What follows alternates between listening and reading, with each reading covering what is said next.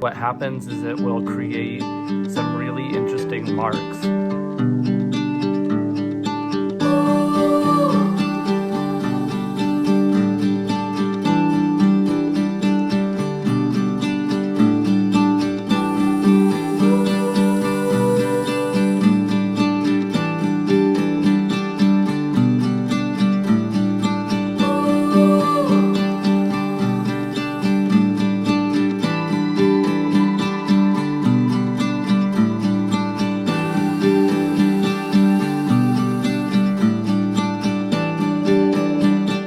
Welcome back to the channel, everyone. Today I'm going to be working on this 16 by 20. The canvas I'm working on is a Centurion Deluxe oil primed linen panel. I really like these panels. They have a nice grit to them, not too much texture, but just a little bit. And they don't absorb a lot of the oil paint when you're putting it down, nor are they super slick. So it's kind of right in the middle. I see some people working on oil primed masonite, and oftentimes it becomes very non-absorbent at all, and some people like that, but I don't like how slick that is. I like my panels to absorb a little bit of the oil paint when I put it down.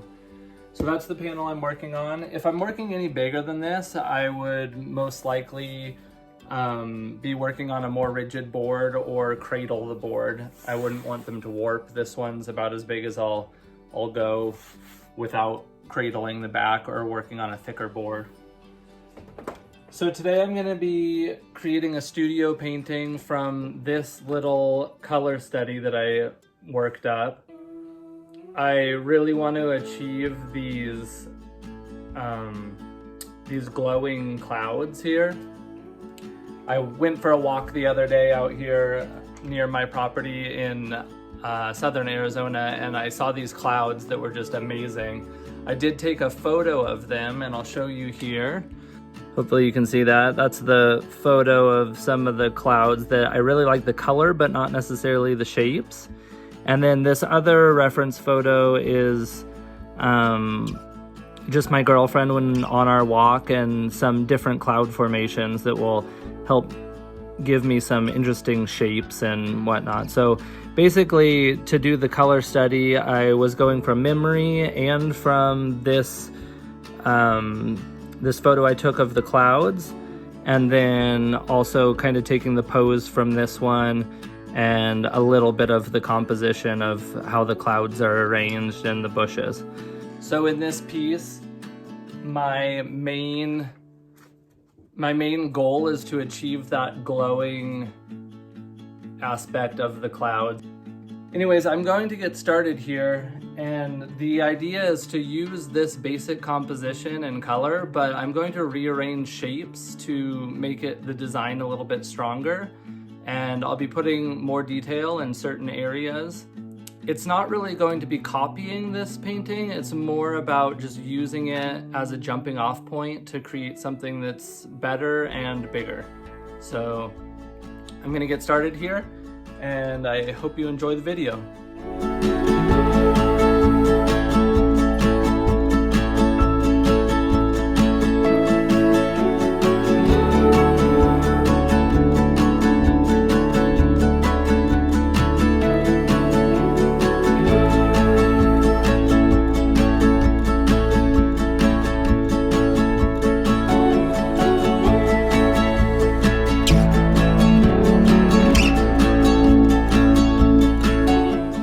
So I start by laying down a wash of transparent red oxide thinned with mineral spirits, and you'll see that I wipe off more of the area where the cloud is.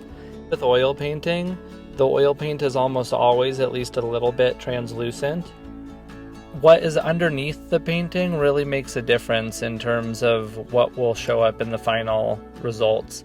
So by wiping off that area of the cloud, which is going to be the brightest part of the painting, the light is able to move through that layer of paint, hit the white of the canvas, and then bounce back out to your eye. And so that really helps create a luminescent sort of quality.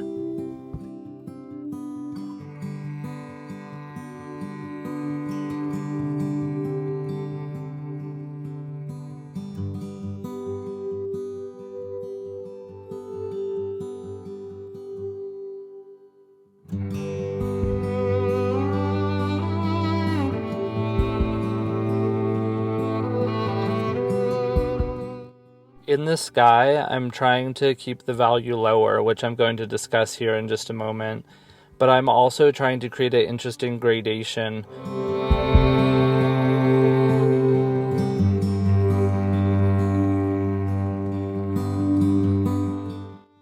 In these clouds, even with the initial block in, I'm trying to keep the bottom side of the clouds a little bit warmer, and then as the form turns up towards the sky, it gets a little bit cooler on the top.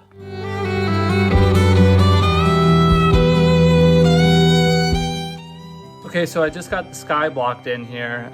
There's still a lot to be done, but I'm just trying to get those color and value relationships right. I'm trying to push the sky down in value a little bit. That way I can add a lot of color to the clouds and still allow it to kind of pop. When you're trying to capture reality, you can't just copy exactly what you're seeing. When you look at a really bright light outside, there's still color in that really bright light, but in a painting, if you want to get that value, if you want to push that value up to a super light value, you have to add a whole bunch of white to your mixture. And when that happens, it takes out all of the color out of the painting. So in order to have these clouds be still reading as this kind of glowing red color, because red is like a lower value, it's somewhere, you know, around like a value 5, like straight out of the tube. So in order to make that appear like it's a much lighter value, I need to surround the area with a value that's a little bit darker. So I'm pushing the sky color down a little bit darker so that those clouds, even though they have a lot of color in them, they actually read as being quite light.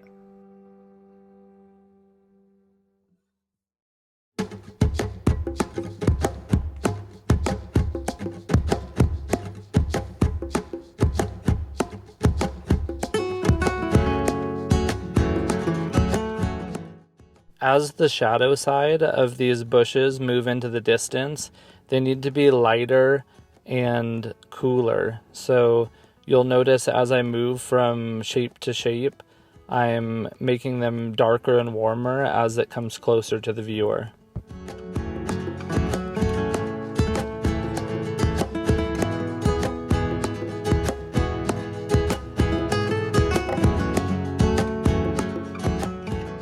You know, a lot of this block-in stage is actually really quite messy, but I do find that it adds an element of interest later on in the painting. I really am not trying to paint anything precisely here or be a perfectionist. I'm just kind of mushing the colors in and smearing some things together. I'm not worried about making mud or anything like that. It's really just getting some basic colors down and some basic values down so that I can then refine from there. So right now it's really just mushing things together. What happens is it will create some really interesting marks. It's sort of like making mistakes on purpose and then later on covering up the ones that I don't like.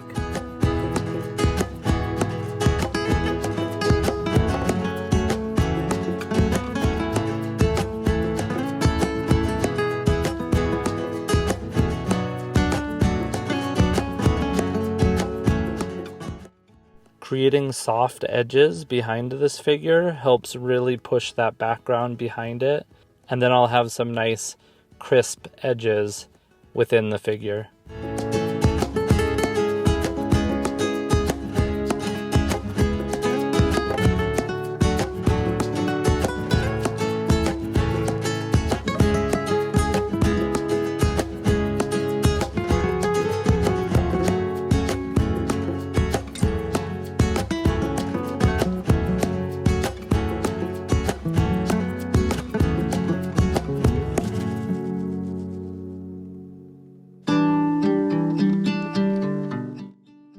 Okay, so at this point I'm basically going over the top of what I had already laid down on that first layer, and I'm getting a little bit thicker paint, and I'm thinking more about creating interesting brushwork and textures and color vibrations. As long as you keep the value the same, you can push your color slightly warmer or slightly cooler, and that will create this vibration within your eye that makes it really quite interesting.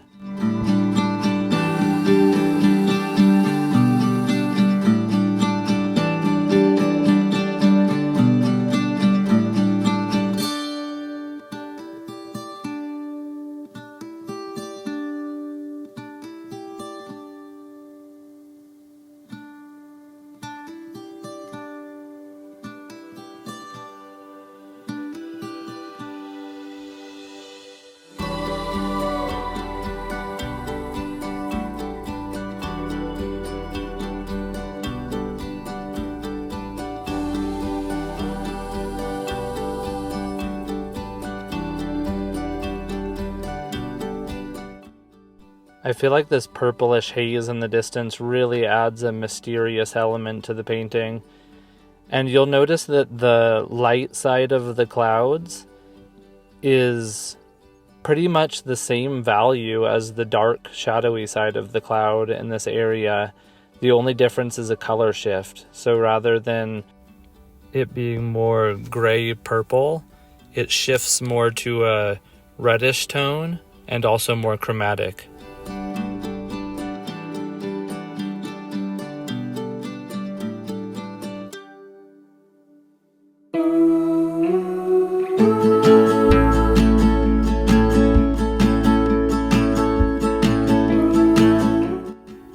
As I paint these clouds, I'm really paying attention to where the soft edges are and where the hard edges are. It really helps create a sense of form if you can have that soft edge rolling into your light, and then you can have a more crisp edge on the other side of the form.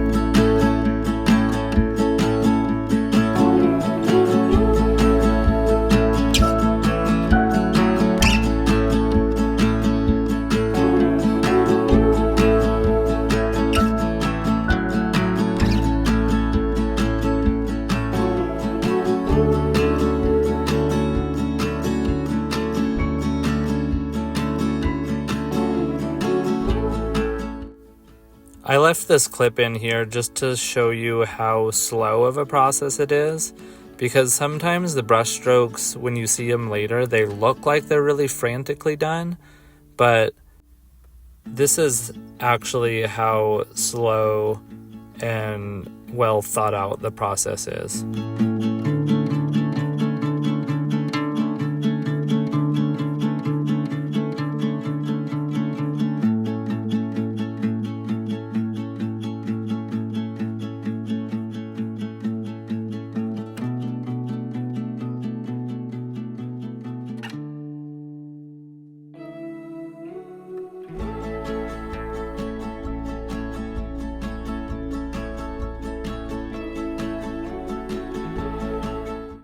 Using a big brush here and lightly touching the surface, sort of dragging the paint across it, can create some really nice, interesting, soft edges and textures.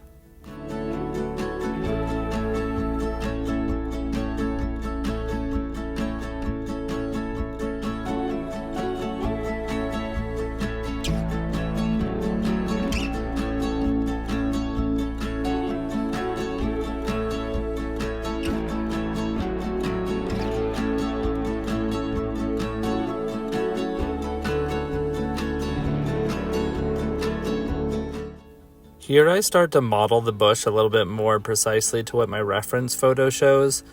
I actually kind of regret that, looking back on it. I prefer that looser look in the bushes, so I may fix this here in the future.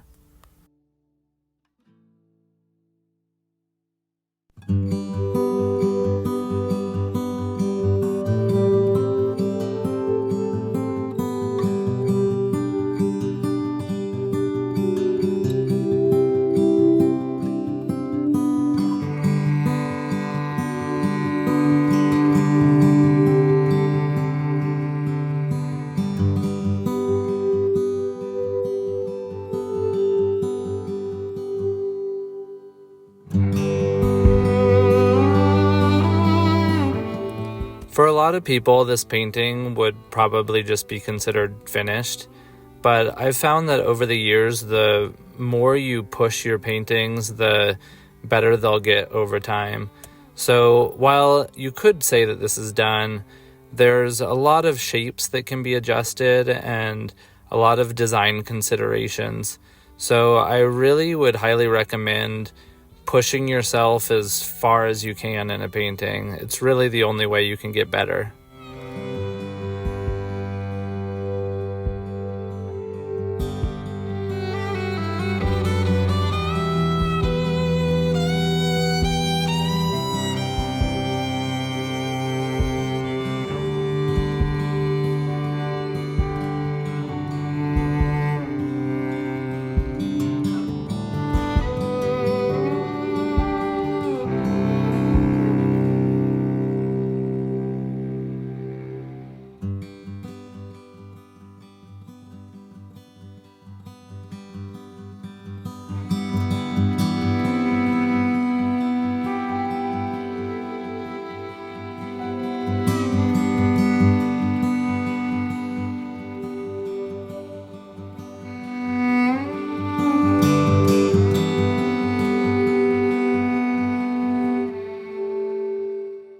So at this point in the painting, I'm getting pretty close to being done. There's some edges that need to get softened, and I need to work a little bit more on some of the textures in the foreground.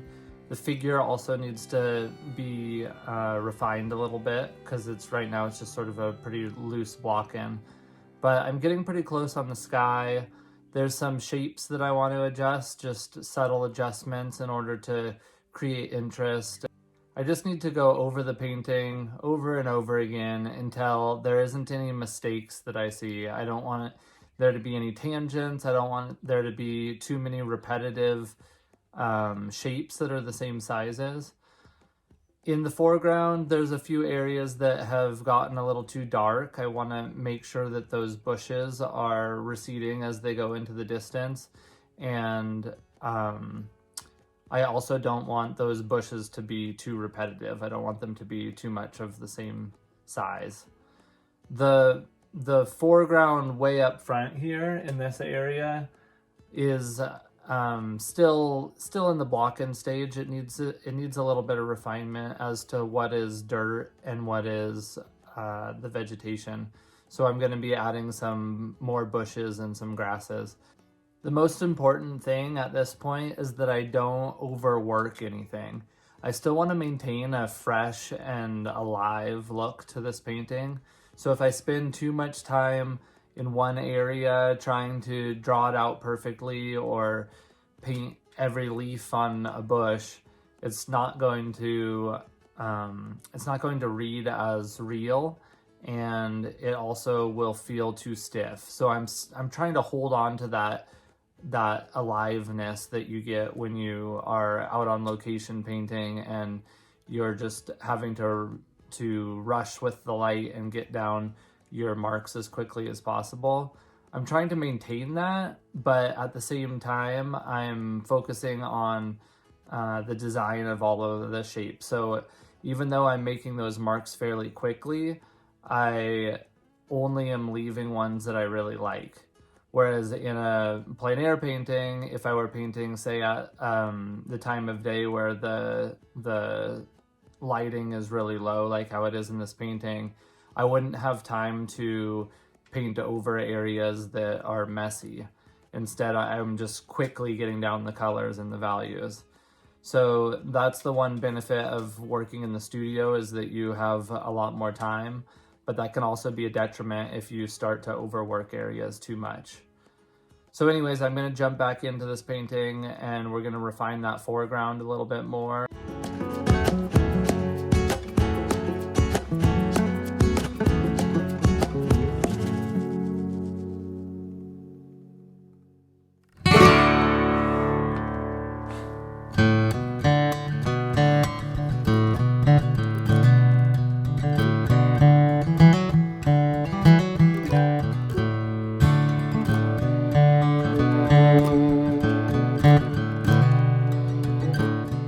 As I'm painting in these distant clouds here, I'm making them slightly lighter and actually warmer than the clouds that are closer to the viewer. This is a little bit counter to what you would normally do in order to make something recede, but because my sky has a lot of reds and purples in it, I actually want to make those clouds closer to the sky color, and that will help it recede into the distance.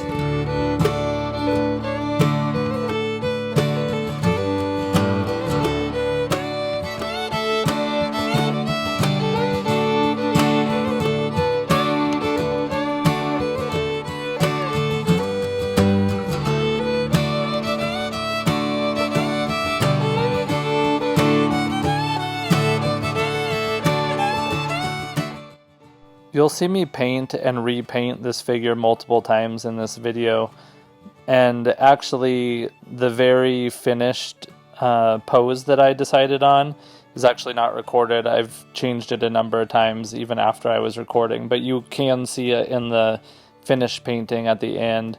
I just really had a difficult time getting the pose to feel natural and to fit in with the rest of the painting without putting in too much detail, but that's just sort of the nature of creating these paintings, is you run into problems and sometimes it takes a while to solve. Just don't give up on it, stay persistent, and you'll eventually get something that you like.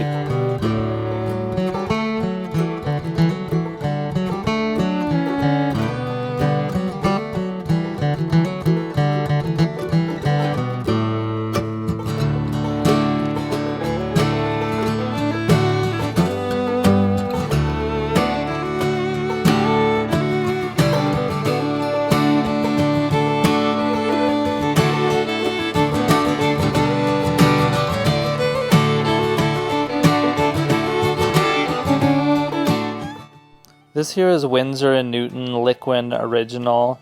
I've been using this throughout the painting, and one thing that I like to do is after the painting's completely dry, I'll come back in and sort of like oil out with a very thin layer of liquid, which will unify the whole painting surface and allow me to come back in with fresh paint over that previously dried paint.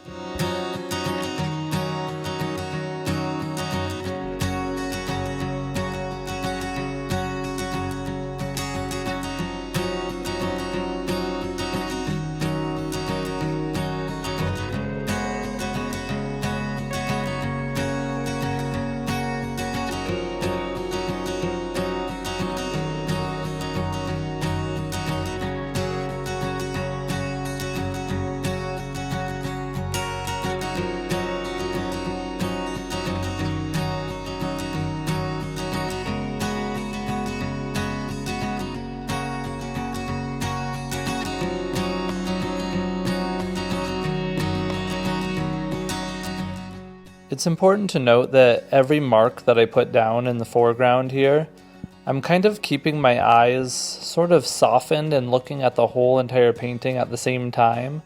And I'm watching how each mark fits in with the overall composition of the painting.